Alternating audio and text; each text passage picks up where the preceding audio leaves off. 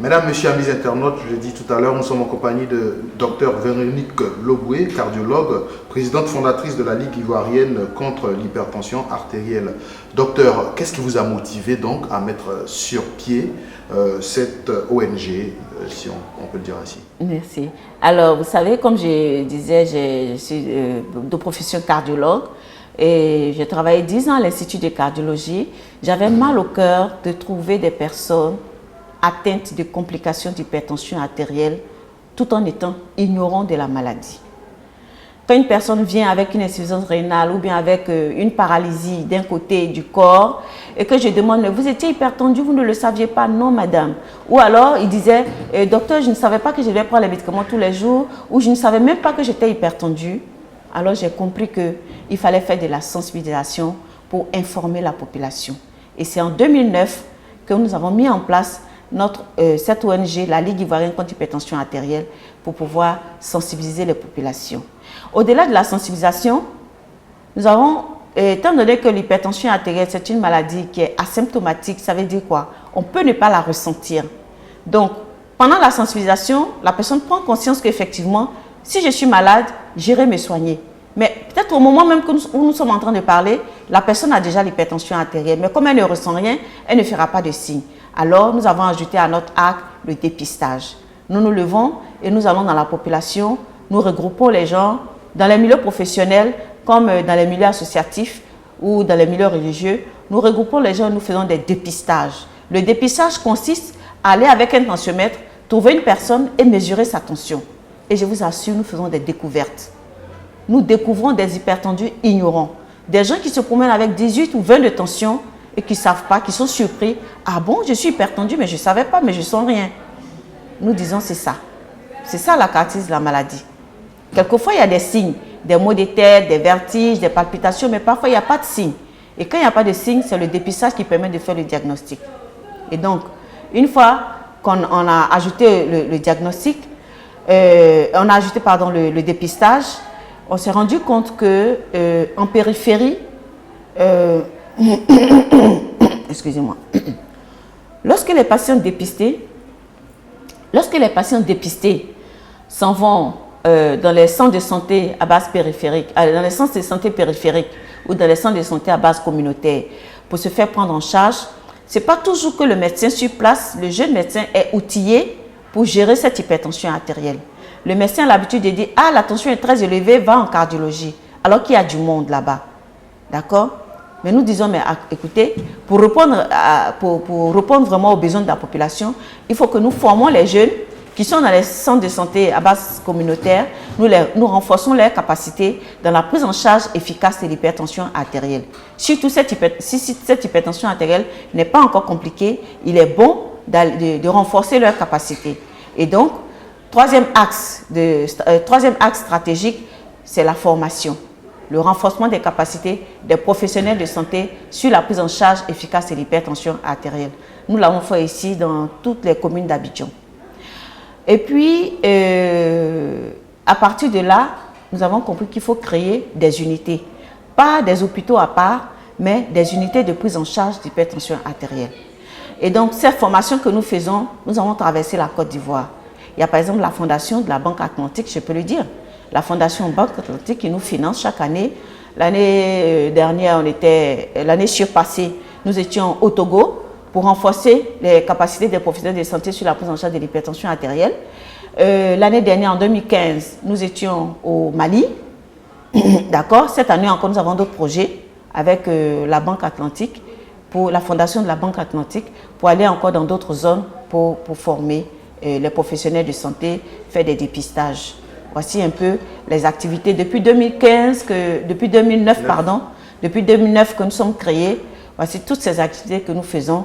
Nous n'avons pas de limites, hein, pour ne pas dire comme MTN, no limit, non, c'est MTN, c'est Move qui dit. Voilà, nous sommes sans limite. Partout où on nous invite, dans les milieux professionnels, dans les milieux associatifs, nous allons, nous dépistons, nous sensibilisons les populations. Partout où nous pouvons former des professionnels de santé, nous les formons également. Docteur, de 2009 à aujourd'hui, est-ce que vous pouvez évaluer l'impact des actions menées par la Ligue? Ah oui, il y a eu beaucoup d'impact parce que grâce à nos actions, beaucoup de médecins généralistes en périphérie prennent en charge l'hypertension artérielle.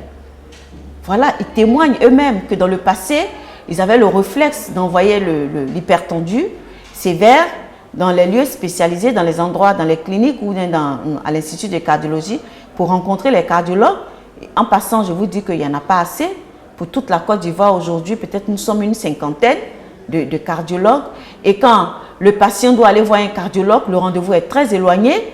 Alors, il a 20 de tension, il doit voir le cardiologue, le rendez-vous c'est dans 3 mois. Qu'est-ce qu'il fait en temps? Il a le temps de faire la complication. Donc, de plus en plus, les jeunes médecins généralistes sont aguerris, ils prennent en charge l'hypertension artérielle. Mais nous continuons les sensibilisations parce que les populations sont ce qu'elles sont. On dit la répétition est pédagogique.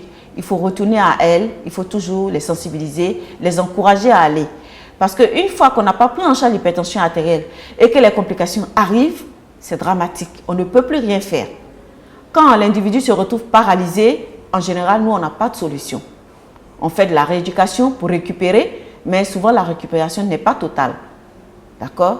Et c'est en ce moment-là que certaines personnes, justement, enfin, je n'ai pas envie de citer, des gens vont faire des sacrifices de moutons, de ceci, pour récupérer, c'est des histoires. Voilà. Alors, docteur, nous sommes en 2016, là, en début d'année. Est-ce que vous pouvez lever un coin de voile sur les prochaines actions que vous allez mener à travers la Ligue contre l'hypertension? Oui, bien sûr, nous avons un programme vraiment chargé. Nous sommes sollicités de partout. Déjà, en mai, à la journée mondiale, très bientôt, déjà en février, nous avons un projet au Togo. Et en avril, nous avons un projet au Burkina Faso. On a d'autres, je ne sais pas, de MTN, tout ça. Ok, je ne sais pas, d'accord. Nous avons encore des projets un peu partout dans la Côte d'Ivoire. On a séparé la Côte d'Ivoire en 4, les 4 régions, oui, sud-est, sud-ouest, nord-est, nord-ouest. On a de grands projets de couvrir toutes ces zones-là dans les sensibilisations, dans les dépistages et puis dans les renforcements des capacités des professionnels. Et je vous le dis bien, le ministère de la Santé nous accompagne. Voilà. Et c'est souvent qu'on reçoit les félicitations de Madame la ministre de la Santé pour les actions que nous menons. Docteur, est-ce que vous avez espoir qu'un jour, à travers la Ligue ou les actions du ministère de la Santé, vous pouvez faire reculer l'hypertension en Côte d'Ivoire? C'est justement notre objectif, c'est notre vision. C'est vrai, ce n'est pas la vision à court terme, mais c'est notre vision. Nous pensons que c'est à cause de cette vision justement que nous sommes levés. Nous disons au début, je l'ai dit déjà, que c'est une maladie qui est évitable. D'accord? Et donc, en parlant, si chacun de nous prend conscience des mesures idoines, des mesures appropriées pour éviter l'hypertension artérielle, on aura moins de cas d'hypertension artérielle. Et ceux qui sont déjà hypertendus, s'ils se soignent correctement, ils adoptent des mesures d'hygiène de vie recommandées par le médecin, vous allez voir que les complications vont reculer. L'hypertension artérielle en elle-même n'est pas une fatalité. On peut vivre avec, on peut faire ses 90 ans, ses 100 ans avec l'hypertension artérielle. Mais il faut savoir qu'on doit se soigner, c'est tout. Et donc, ce que nous voulons, c'est d'abord reculer la prévalence de l'hypertension artérielle, mais surtout reculer les cas de complications. D'accord? Et pour que les populations soient en bonne santé. Parce que vous imaginez, quand un cadre d'une société ou bien un entrepreneur, un chef d'entreprise qui a créé sa société, qui néglige sa santé, qui néglige l'hypertension artérielle et qui finit par faire une complication, qu'est-ce qui se passe? Son entreprise est fermée, il ne peut plus aller au travail parce qu'il est paralysé. Toute l'équipe qui travaille est au chômage technique. Voici la pauvreté. Voici les conséquences indirectes de l'hypertension artérielle. Parce que le chef d'entreprise est malade, ou bien, ça encore, s'il vit parce qu'il est ici, excusez-moi, si c'est juste une complication, il a encore en vie, tant mieux. Mais imaginez que du fait de la complication, il meurt, sa société ne fonctionne plus, tout son personnel est au chômage technique. Or, ce personnel prend en charge chacun une famille. Cette famille est dans la pauvreté. Imaginez un homme, un cadre dans une région qui prenait sa famille et puis tout son environnement social, son village, son département en charge du point de vue financier, du point de vue économique. Il est frappé par une complication de l'hypertension artérielle, soit insuffisance rénale ou bien un AVC, une paralysie. Vous comprenez que ce dernier ne peut plus soutenir sa région et c'est de la pauvreté. Donc, les conséquences sont énormes. D'accord? Les conséquences économiques sont énormes. Et nous ne voulons pas... Dieu, moi je crois en Dieu. Dieu n'a pas dit que l'espérance de vie des Africains doit être réduite. Non. Nous avons le droit de vivre longtemps aussi. Vous voyez les Européens, à 55 ans, quand ils sont à la retraite, 55 ans, 60 ans, ils viennent encore entreprendre, ils viennent investir chez nous. Mais nous, à 60 ans, nous cherchons des cannes pour marcher. Non. On peut vivre longtemps. On peut vivre longtemps et en bonne santé. À 70 ans, on a le droit de marcher. À 80 ans, on peut encore marcher. Mais il faut prendre en charge sa santé. Docteur, la Ligue ivoirienne contre l'hypertension artérielle mène un combat noble. Pour atteindre ses objectifs, elle a sans doute besoin de moyens financiers, humains. Alors, vous pouvez lancer un appel à l'endroit des donateurs ou des personnes qui souhaiteraient vous rejoindre dans la lutte que vous menez. Oui, bien sûr. Vous savez, pour mener toutes ces actions, nous avons besoin effectivement d'argent. Nous avons des membres qui nous soutiennent, nous avons des fondations qui nous soutiennent. Je vous ai parlé de la fondation MTN, la fondation Banque Atlantique. Je vous ai parlé de la fondation Banque Atlantique. Nous avons également le ministère de la Santé. Mais tout ça, ce sont des soutiens qui ne sont pas suffisants. Donc, nous voulons dire à des personnes physiques qui sont intéressés à cette lutte aussi, de nous rejoindre. Et notre siège se trouve à Treichville, à Arras, juste au-dessus de la pharmacie à Arras. Le téléphone, c'est le 21 35 09 65. Ils peuvent nous joindre à ce numéro. Et ceux qui sont, enfin les internautes, je leur demande d'aller sur Facebook.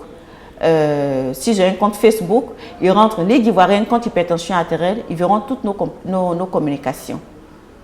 Merci, docteur Véronique Loboué, cardiologue, présidente fondatrice de la Ligue ivoirienne contre l'hypertension artérielle. Nous avons eu beaucoup de plaisir à vous recevoir pour parler de la lutte contre cette maladie. On espère que votre Ligue mènera le combat jusqu'à bon port. Bien sûr, je vous en prie, merci.